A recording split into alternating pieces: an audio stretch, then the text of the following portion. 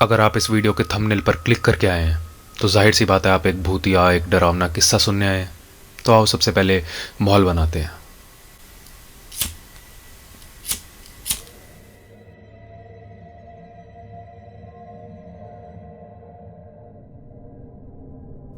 कहते हैं जब सबसे ज्यादा अंधेरी रात होती है, अमावस की रात होती है, तब नेगेटिव एनर्जीज, भूत प्रेत पिशाच आत्माएं सबसे ज्यादा सक्रिय हो जाती हैं और इसी समय में आपको सबसे ज्यादा सावधानी बरतने की जरूरत होती है। आज का किस्सा भी एक अमावस की रात का ही है, जब रणधीर सिंह जी अपनी ड्यूटी कर कर वापस अपने घर शहर से गांव अपनी साइकिल पर लौट रहे थे। अब वो अस्पताल जिसमें रणधीर सिंह जी काम किया करते थे वो था गांव से काफी ज्यादा दूर शहर में। तो रणधीर सिंह जी सुबह सुबह अपनी साइकिल उठाकर शहर के लिए निकल जाया करते थे और रात वापस घर लौटने में रणधीर सिंह जी को समय हो जाता था करीब करीब 10 से 10:30 बज जाते थे। रणधीर सिंह जी थे तो वैसे काफी ज्यादा शेर दिल इंसान। अक्सर रात को लौटते लौटते साइकिल पर अकेले वो जो शहर से गांव का रास्ता था उसमें काफी ज्यादा डर रहता था जंगली जानवरों का। तो वापस जब वो लौट रहे होते थे तो उनको काफी जंगली जानवरों की आवाजें आया करती थी। लेकिन आज तक रणधीर सिंह जी कभी भी इन सब चीजों से नहीं डरे थे।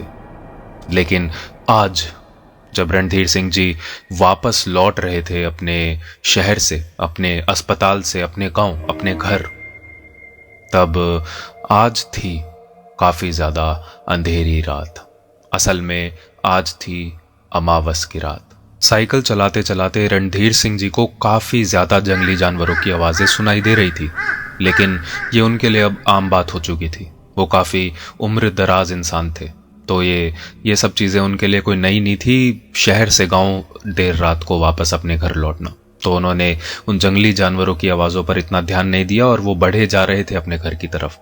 अब वो अपनी उस सड़क पर जो शहर को गांव से मिलाती थी अपने घर की तरफ बढ़ रहे थे, उसी सड़क पर अपनी साइकिल पर उस घंघोर अंधेरे में कि अचानक रणधीर सिंह जी को अपने से करीब 500 मीटर दूर, आधा किलोमीटर दूर, गांव में अक्सर इतनी ज्यादा विजिबिलिटी होती है कि आप आधा किलोमीटर दूर तक देख सकते हैं, बशर्ते कि आपकी जो सड़क है वो एकदम सीधी हो, उसमें कोई टर्न्स ना हो, तो आप सीधा वहां पर किसी बत्ती को, किसी लाइट को जलते हुए साफ साफ देख सकते हैं।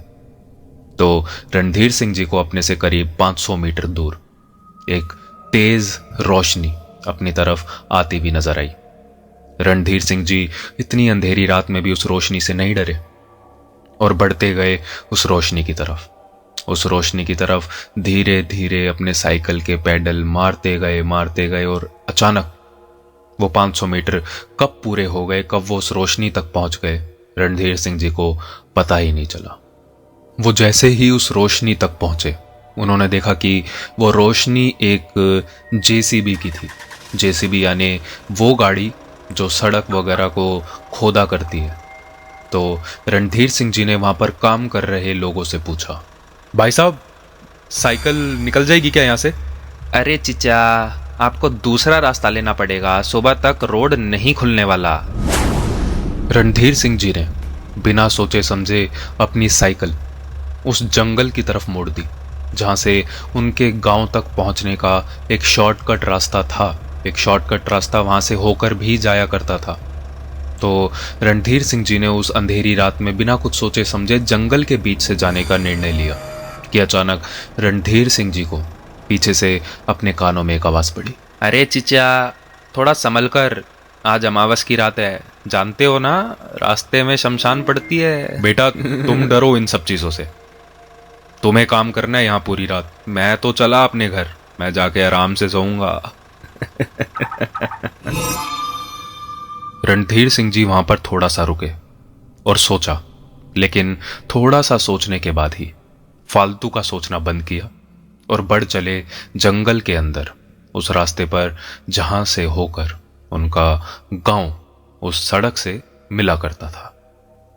अब रणधीर जी को इतने सारे ख्याल उनके दिमाग में आ जरूर रहे थे कि कहीं मेरे साथ ऐसा हो गया, अगर वैसा हो गया तो क्या होगा।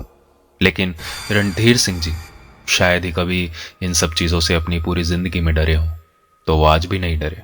रणधीर सिंह जी धीरे धीरे अपनी साइकिल चढ़ाकर शमशान तक पहुंचे। जिस शमशान की बात वो सड़क पर काम कर रहा आदमी जो सड़क को खोद रहा था उसने रणधीर सिंह जी से की थी, तो उनको ये चीज याद आई कि वो भी ये कह रहा था कि रास्ते में शमशान पड़ेगी। अब रणधीर सिंह जी उस रास्ते से वाकिफ थे, उनको पता था कि शमशान घाट तो पड़ेगी बीच में, लेकिन यहाँ पर कुछ बात अलग थी कि उस शमशान में से कुछ जलने की बू आ रही थी। अब यहाँ पर वो जो बू थी वो कुछ अजीब तरीके की बू थी। तो रणधीर सिंह जी इतने ज्यादा निडर थे कि उन्होंने बिना कुछ सोचे समझे अपने साइकिल से उतरे और धीरे धीरे उस शमशान के मेन गेट तक पहुंचे देखने के लिए कि ये किस चीज की बू आ रही है। रणधीर सिंह जी को शमशान में थोड़ी ही दूर पर लपटें उठती हुई दिखी, आग की जो लपटें होती हैं बड़ी बड़ी। तो यहाँ पे रणधीर सिंह जी ये समझ चुके थे कि यहाँ पर रात्रि में किसी इंसान का मृत शरीर उसके परिवार वालों ने आके जलाया होगा और वो रात को उसको यहाँ पर जलता हुआ छोड़ गए ताकि वो अगले दिन आकर यहाँ पे उस इंसान की अस्थियां उठा के लेके जा सके और उसका अंतिम संस्कार हो। तो इतना यहाँ पर रणधीर सिंह जी समझ चुके थे। रणधीर सिंह जी अब वहां से वापस अपनी साइकिल पर बैठकर उस पे पैडल मार ही रहे थे कि अचानक उन्हें शमशान से कुछ ही दूरी पर कुछ बूढ़े व्यक्ति बैठे हुए नजर आए जो कि आग जलाकर उस पर अपने हाथ सेक रहे थे। सर्दियों का मौसम था, तो वहां पर उन बूढ़े व्यक्तियों का आग जलाकर अपने हाथ सेकना ज्यादा कुछ सोच में डालने वाली बात नहीं थी रणधीर सिंह जी के लिए। लेकिन रणधीर सिंह जी जब यहां पर अपनी साइकिल लेकर पहुंचे थे तब उन्होंने रास्ते में या शमशान के उस जगह पर जहां पर वो बूढ़े व्यक्ति बैठकर आग जलाकर अपने हाथ सेक रहे थे वहां पर किसी को भी नहीं देखा था। तो अचानक से ये 4 से 5 बूढ़े व्यक्ति वहां पर कैसे आ गए ये रणधीर सिंह जी को समझ में नहीं आ रहा था, और आ भी गए तो उन्होंने इतनी जल्दी आग कैसे जला ली ये भी रणधीर सिंह जी को समझ में नहीं आ रहा था। अब क्योंकि सर्दी का मौसम था तो रणधीर सिंह जी ने सोचा कि क्यों ना मैं भी वहां जाकर उन बूढ़े व्यक्तियों के साथ उस जलती आग पर अपने हाथ सेक लूं ताकि मुझे भी थोड़ा सा आराम मिले, थोड़ा सा चैन मिले। वो जलती आग देखकर ऐसा लगता है बड़े बूढ़े व्यक्तियों को कि क्यों ना मैं भी जाकर उस आग के पास बैठूं और अपने हाथ सेक लूं और उसके बाद मैं निकल जाऊंगा अपने घर की तरफ।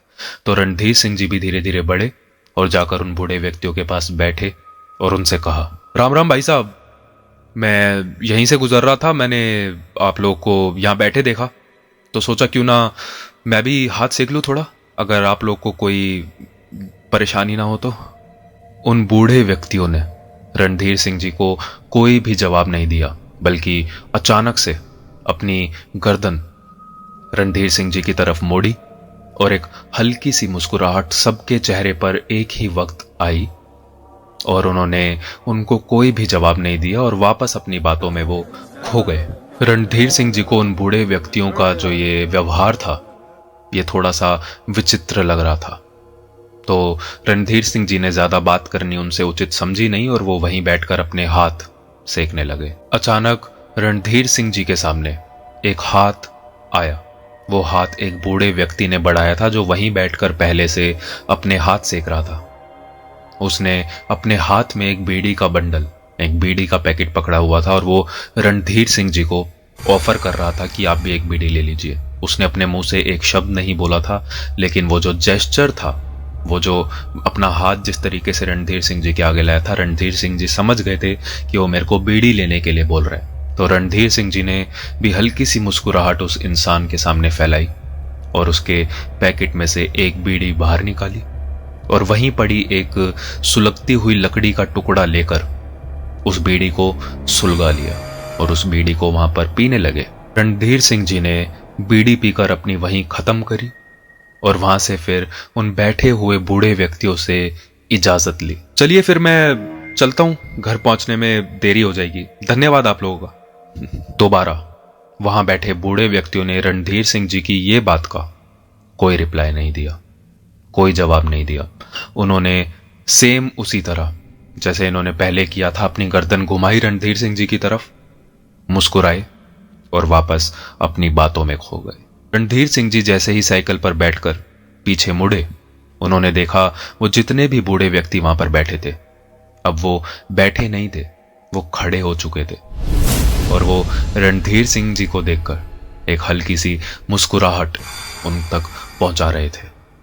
रणधीर सिंह जी को देख के ये विचित्र तो लग रहा था, लेकिन उनको डर बिल्कुल भी नहीं लग रहा था। तो उन्होंने भी उन बूढ़े व्यक्तियों की तरफ देखकर उन्होंने भी हल्का सा मुस्कुराया और अपनी साइकिल के पैडल मारने चालू करे और वहां से अपनी साइकिल आगे बढ़ा दी। साइकिल चलाते चलाते रणधीर सिंह जी को ऐसा लगने लगा था कि मैं काफी ज्यादा देर से साइकिल चला रहा हूं, लेकिन मेरा घर अभी तक आ जाना चाहिए था, वो आ क्यों नहीं रहा है। रणधीर सिंह जी को यह चीज समझने में बिल्कुल भी देरी नहीं लगी कि कुछ ना कुछ तो गड़बड़ है, मैं इस टाइम जोन में फंस चुका हूं। और अब रणधीर सिंह जी को भी, जो अभी तक बिल्कुल भी नहीं डर रहे थे, उनको भी डर लगना धीरे धीरे चालू हो गया था कि अचानक उनको कुछ भारी सा महसूस हुआ साइकिल चलाते वक्त। उनको ऐसा लगा कि उनकी साइकिल के पीछे वाली सीट पर कोई आकर अचानक से बैठ गया है और उनको साइकिल चलाने में दिक्कत होने लगी। रणधीर सिंह जी को यह चीज समझ में तो आ गई थी कि उनके साथ कितनी बड़ी गड़बड़ हो रही है, लेकिन उनको यह भी बहुत अच्छे से पता था कि साइकिल पर इतना ज्यादा वजन बढ़ना यह सिर्फ तभी होता है कि जब कोई साइकिल पर पीछे बैठा हो। लेकिन अपनी साइकिल पर पीछे अपना सर घुमाकर यह देखने की हिम्मत रणधीर सिंह जी नहीं कर पा रहे थे कि उनकी साइकिल पर पीछे आकर अचानक से कोई कैसे बैठ गया, वो भी चलती साइकिल में। कि अचानक रणधीर सिंह जी के कानों में एक आवाज पड़ी, कहाँ जा रहे हो रणधीर? आखिर तुम्हें भी एक दिन आना तो यही है ना? चलो मेरे साथ, बीड़ी पियोगे? ये लो रणधीर, साइकिल रोको रणधीर। साइकिल रोको रणधीर, साइकिल रोको रणधीर। रणधीर सिंह जी वहीं बेहोश होकर गिर पड़े और जब उनकी आंख खुली तो दिन का समय हो रहा था और वो अपने ही घर में, अपने ही बिस्तर पर बुखार में तप रहे थे। उन्हें जब इस हालत में सुबह गांव वालों ने जंगल में बेहोश पड़े देखा, तब वो उन्हें उठाकर उनके घर ले आए। रणधीर जी ने ये सब जो भी हुआ था उनके साथ रात को अपने बेटे रमाकांत को बताई। रमाकांत ने ये कहानी जो उनके पिताजी के साथ हुई, ये हमें लिख भेजी हमारे इंस्टाग्राम पर। और अब ये कहानी आप सबको पता है कि रणधीर सिंह जी के साथ असल में उस रात को हुआ क्या था। अगर आपने ये किस्सा यहां तक सुना है तो इससे आपको ये सीख मिलती है कि अमावस की रात हो या कोई भी रात, आप अपने पिता या अपने किसी भी प्रियजन को, अमावस की रात हो या कोई भी रात हो, अकेले रात में सफर ना करने दें। और आप खुद अगर इन शैतानी शक्तियों से थोड़ा सा उलझने की कोशिश ना ही करें तो बेहतर होगा। यह था आज का किस्सा। मेरा नाम है तुषार, मुझे इजाजत दीजिए। मैं आपसे मिलूंगा अगली वीडियो में एक ऐसी किस्से के साथ। तब तक चैनल सब्सक्राइब करना ना भूले, वीडियो को लाइक करना ना भूले और कमेंट्स करना ना भूले। मेरे को कमेंट करके जरूर बताना कैसा लगा आपको आज का किस्सा। और कमेंट सेक्शन में आपको मेरा इंस्टाग्राम मिल जाएगा। अगर आपके पास भी कोई ऐसा किस्सा है तो लिख के भेज दें मुझे, क्या पता मेरी अगली वीडियो आप ही के किस्से पर बन रही हो। मैं मिलता हूं आपसे अगली वीडियो में, तब तक के लिए ध्यान रखिए अपना और अपने प्रियजनों का। धन्यवाद।